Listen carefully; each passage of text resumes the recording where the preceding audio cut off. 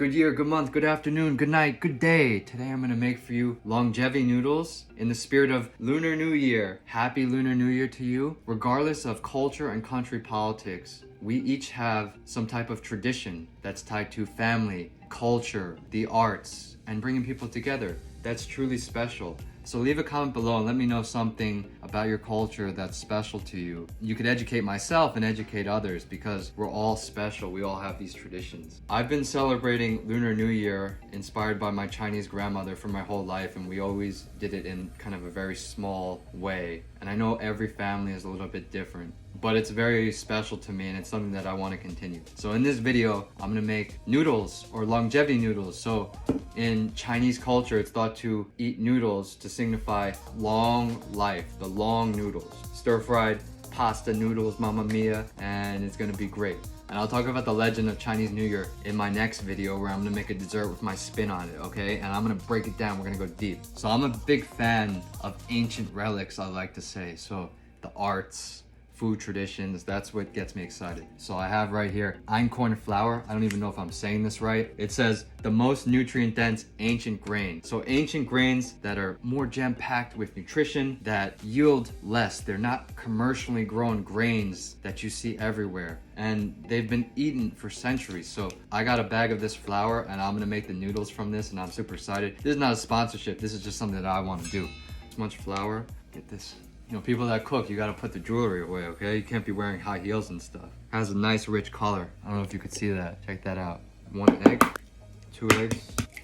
We got my Italian Nonna approval in spirit right now. I might add another egg, I might not. We'll see how this comes out. I'm not a pasta expert, so definitely watch other people make this, but I'm a big fan of quality. Quality things, quality people, quality relationships, quality thoughts, quality mindset. It's all important because we are the company that we keep in a way. Yeah, I think I need another egg. The thing with quality, there's more time, attention, and focus and care that gets put into something. You can make this by hand or you can use a machine. They'll both be good, but there's just something special when it's done with that intention and care and with your hands. And a lot of people aren't willing to put in that time and attention, especially we live in a world now of instant gratification. But I think this is something that you can't always see, but it's something that you could feel. And that's special because that can't be duplicated, that can't be copied, that can't be made in a factory. That can't be something that anyone could do. That's only something that you could do with your own hands, with your own energy. Look at this nice color. Let's knead the dough for like 5 minutes now. But with quality, the main thing is the time, attention, and consistency. And you might not get the big result, the big win right away, but if you keep going, I believe you get more sustainable results. So let's talk about sustainable agriculture. And it's not even sustainable agriculture, it's just a common practice that was used to preserve and respect the land. One of them being crop rotation. So let's say we have a patch of land with 4 different areas. This year, instead of growing potatoes on all 4 areas, draining the soil of its nutrients, we're gonna grow the potatoes on 3 out of the 4, and that 4th area we're gonna let rest so the soil can recoup and restore its nutrients. It's contrary to the modern approach of trying to get the most and squeeze every little piece of value out of the land. Push, push, push, add pesticides, make it grow the biggest, the strongest, the most abundant. No, you gotta give the land a rest. There's also another method called cover cropping, where on the land they would plant complementary plants that would help replenish the nutrients in the soil, help impede pests, and also help with water erosion. So these help cultivate the land so everything works together in unison. Look at this dough, it's amazing, look at this color. So these techniques have been used to respect the land and establish balance. It wasn't so much about going and maximizing everything. It was about restraint and knowing when to take a break. Sometimes taking a break, taking a pause can actually help you. This hustle culture is not necessarily always beneficial. There are times in nature, there are seasons where you have to charge and there are times where you have to retreat. And nature and the animal kingdom definitely show us examples of that all the time. So I'm gonna make like a stir-fried lo mein type of dish. So let's cut and wash some vegetables. Carrot, look at that carrot, peas, celery, some Napa cabbage, ginger, onion, and garlic. Let's cut it. Magic. So you know I like ancient relics. Check out this rolling pin. This is also art. The feel in my hand is just amazing. I can't wait to roll this out. No machine. Pasta, noodles, mamma mia.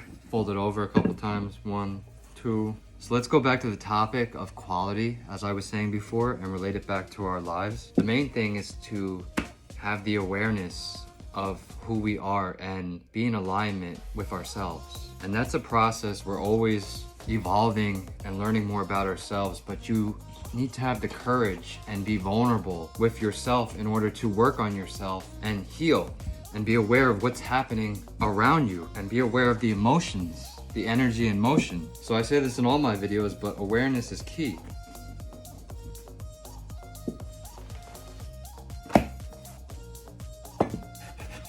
Oh God, I just broke it again. Knowing who you are on a deeper level is very key, and it's a process. I think we're always evolving, we're always going through changes, so we're never going to be perfect at it. But you do have to make a choice to look yourself in the mirror, to acknowledge your mistakes, acknowledge your shortcomings, acknowledge your successes, and make a choice to grow from it and move forward and evolve. It's so easy to distract ourselves from our pain and not grow and continue the negative cycles, the negative thought loops, the negative patterns, associating ourselves with the toxic people, places in our life just because they fill a void from an egoic level, not from an authentic level, from an area of lack because we don't feel good enough. And I think when you know yourself, or you begin the process of knowing yourself, you open up doors to your life to bring in, to call upon the people, places, and things that are for your highest timeline. And you limit the chances of being manipulated and being taken advantage of.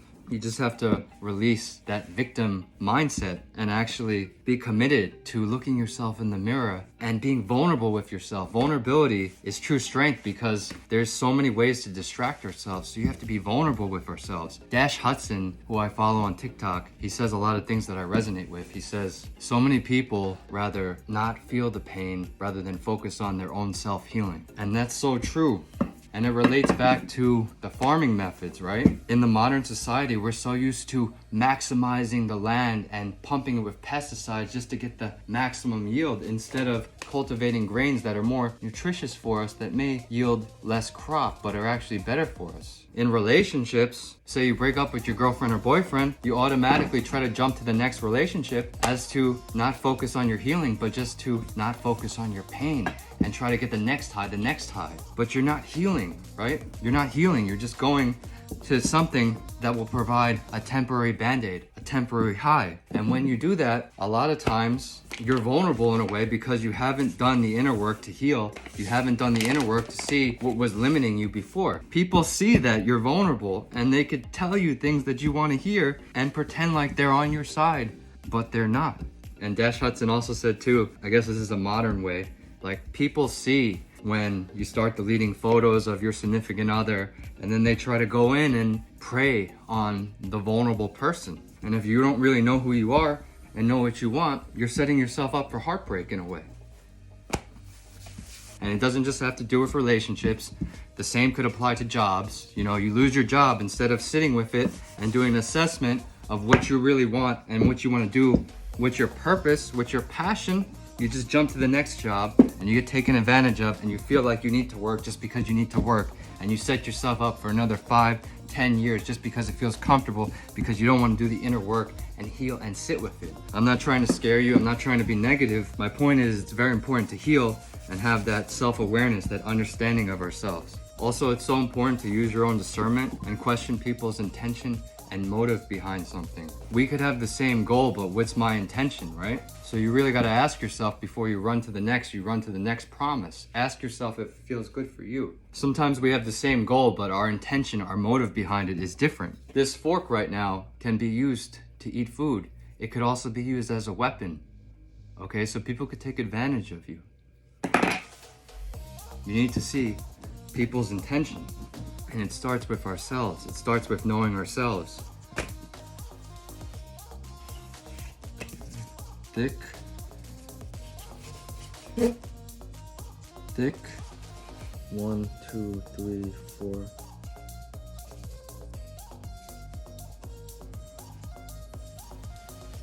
4. Okay, this is a longevity noodle, and also about being vulnerable. A lot of things that we think are a sign of weakness, I think are backwards. If you're truly vulnerable with yourself and with others, it's a true sign of strength, because you're acknowledging your shortcomings and your mistakes when so many people are disconnected from who they are and from how they feel. So you're truly strong, so be vulnerable. I've seen them make pasta like this for an Italian pasta called Peachy in Tuscany. Here are my longevity noodles that I rolled out by hand that hopefully don't break. Labor of love. Oh, it just broke a little bit. Now let's make the sauce. Soy sauce, mirin, oyster sauce, white pepper. Now it's time to saute the vegetables. Carrots, onions, celery, garlic and ginger, cabbage. Gonna drop the noodles in gently. Cooking for 5 minutes. Let's take it out. Drain it. Throw it in here. Add the sauce. Alright, add some sesame oil to finish it, and we're good.